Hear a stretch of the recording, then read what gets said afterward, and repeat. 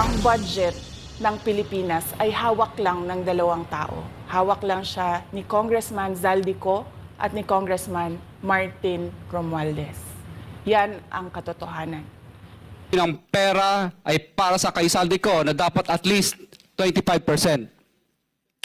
Si Kong Marvin Rillo naman ay ilang beses na binabanggit ang pangalan ni Speaker Martin Romualdez bilang kanyang malapit na kaibigan. 25.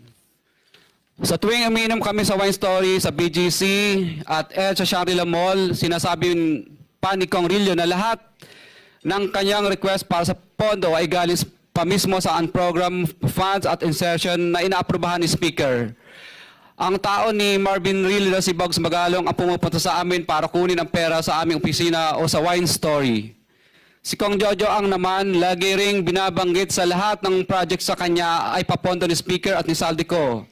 Mataas ang hinihingi sa project, dagdag pa niya, hindi naman lahat ng pera ay para sa kanya, kundi para kay Speaker at kay Zaldico.